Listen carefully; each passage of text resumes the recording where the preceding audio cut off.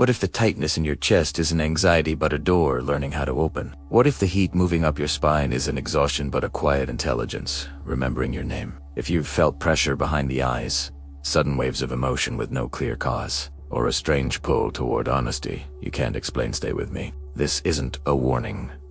It's an invitation, and it may turn everything you think you know about spiritual awakening upside down. For centuries, we've been told that awakening means withdrawal, silence, distance, a holy kind of loneliness. But many people across cultures and generations interpret what's happening now very differently. They describe an inner stirring that doesn't shrink the world. It expands, symbolically, energetically, emotionally. This is often spoken of as Kundalini, not as a medical event, not as a badge of enlightenment, but as a poetic map of transformation, an inner expansion so profound that it doesn't pull you away from life. It pulls you deeper into it. This is the paradox.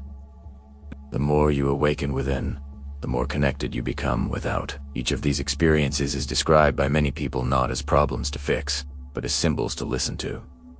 Let them unfold like chapters. First, many people describe a feeling of pressure behind the forehead, in the crown, or along the spine. Not pain, not injury, pressure. As if something inside you is gently insisting on more space. Psychologically, this is often interpreted as the mind stretching beyond old limits. Beliefs that once felt solid begin to soften, certainties loosen. Energetically, people describe it as expansion meeting resistance, like a river remembering it was meant to flow farther than the banks it was given. This pressure isn't asking you to escape your life. It's asking you to live it with more room. Then there are the emotional surges without a story.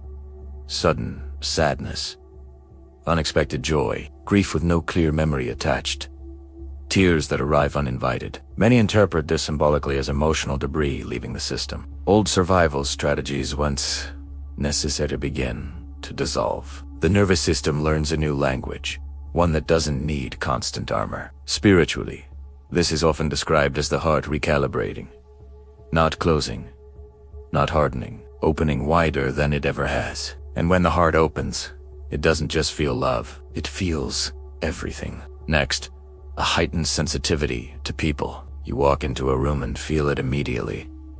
The unspoken tension, the warmth, the disconnect. This isn't mind reading, it's resonance.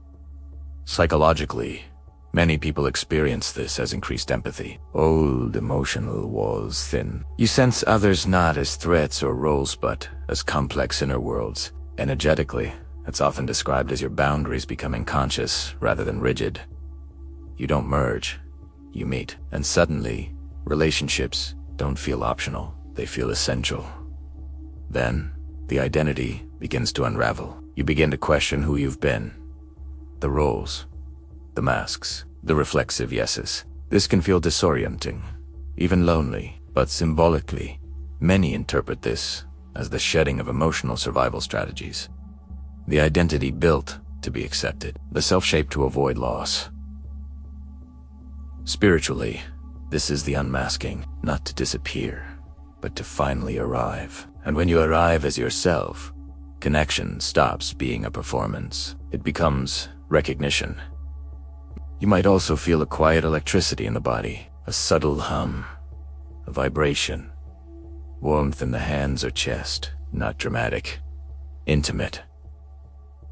Many say this brings life back to once numb places. Psychologically, it reflects presence. You are here not rehearsing the past or negotiating the future. Energetically, people speak of life force, remembering its rhythm. And when you feel alive in your own body, you bring that aliveness into every conversation. Presence becomes your language. Another sign is a powerful pull toward truth. You find it harder to lie, even gently, especially to yourself. This isn't moral superiority, it's internal coherence. Psychologically, many interpret this as alignment. The inner and outer selves begin to speak the same dialect. Integrity is all about being genuine and building strong connections. Because people feel it, they trust what feels true. And finally, a longing for meaningful connection. Surface conversations lose their appeal. Not because you ray above it then, but because you're hungry. For depth, for presence, for shared humanity. Many people interpret this as the soul remembering its social nature. Awakening isn't solitary. It's relational. It wants witnesses. It wants mirrors. It wants us. There may be moments when everything goes quiet. No insights. No fireworks. Just stillness. This is not stagnation. It's integration, like the pause between breaths. Like the silence that lets music land. Trust these spaces.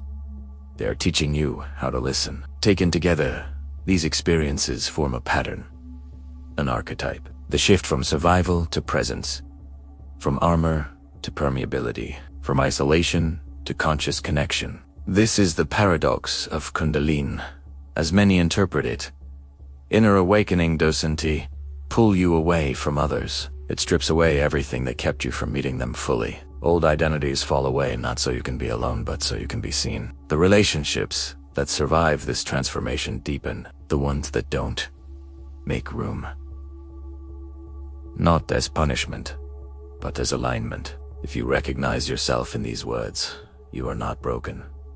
You are not losing your way. You are remembering it. This path doesn't ask you to retreat from the world. It invites you to participate more honestly, more tenderly, more awake. As we look toward the future, consider this invitation. Explore awakening not as escape but as devotion to connection. Two friendships that breathe. Two love that evolves. Two community rooted in truth. If this hits home, share it. Subscribe and drop a comment to connect. You're not walking this alone. You never were. And now you don't have to pretend otherwise. This is Finding Kundalini Awakening.